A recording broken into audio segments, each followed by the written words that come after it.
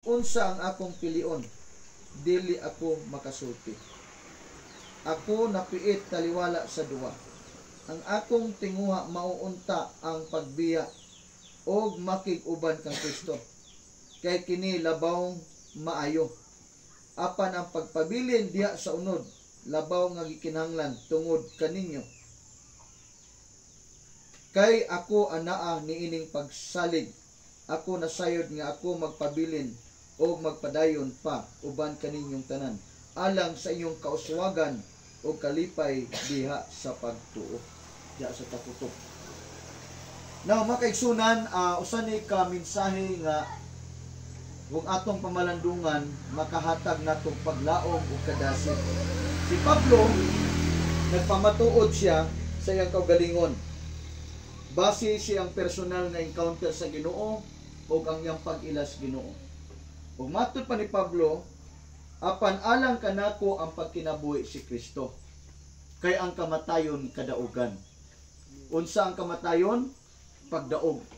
Sa kalibutan, kung ang tao mudaog og usa ka competition, labihan nga kalipay, labihan nga pagmaya nila nga siyempre kung naay competition out of hundreds usa ka nga mudaog.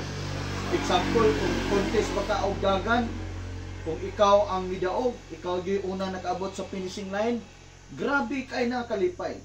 Samot na og makadawat pa kag award, makadawat kag prizes.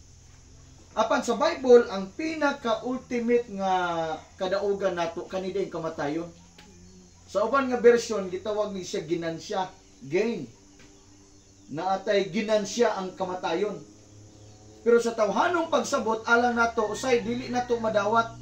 Sa tao, usay di pa gyud nato madawat, kay siyempre naa nato ang kamingaw, kasakit. Pero sa spiritual nga pagpanabot, diha sa Ginoo nga, kani ang tinuod nga kadaugan. Amen? Si nanay, matud pa ni kuya, nangandoy siyang mamatay. Pinasahin na nga pagbati. Ang pangutana, nga nang miabot man to niya nga punto, kay nakasabot na sa kinabuhi.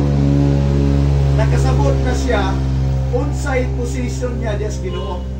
Naanay kalipay siyang sulod. Ang spirito niya doon nanay kadasig nga naay paglaom nga kung unsay may tabo nako, pauban man ako ang Ginoo. Pero mao ni ang kondisyon ni Pablo. For to me to live is Christ. So kanus-a nato madawat or kanus-a nato masinati kini nga dako nga kadaugan nato o dako nga ginansya sa diha day nga kuwaon ta sa Ginoo nga naata sa iyang pagpangalagad. Amen? Amen. Kaya ang kamatayon di man isyu, kay ang tanan mamatay man.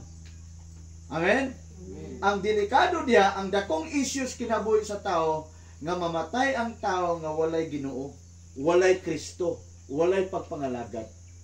Muna nga kita bisan natas bukid, bahalag unsay dagan sa kapanahunan, unsay sitwasyon nato, as long as nasayod tas paagis kaluwasan, nga si Kristo ra diay ang atong manluluwas, wala na lain. Manain si Pablo, for to me to live is Christ. Na bisang naataan ni nga dapit, naatas kabukiran, igo na nga natay Kristo. Amen? Amen. Importante nga di ta mubulag ani nga paglaom. Kay total si Jesus, buhi man siya, wa man sa nagpabiling patay. Si Jesus, buhi siya nga dapat atong saligan, kay nasayod man pud siya unsay gikinahanglan nato. Kinahanglan tag paghupay, makahimo siya sa paghupay nato. Kay ang iyang spirito gipadala naman diri kanato. Amoy muhupay nato. Amen? Mga pagpanginahanglan, kalig-on, kaayuhan, naa nas Ginoo tanan. Og nasayod ko nga kitang tanan, sumala pud sa Bible, na natay gitawag nga appointed time. Muna na Bible nga ang tao ginabutan nga mamatay sa makausaw, human nga na hukman siya. So doon na natay appointed time sa kinabuhi. Buhi pa ta hantod karon kay napay tuyo sinod.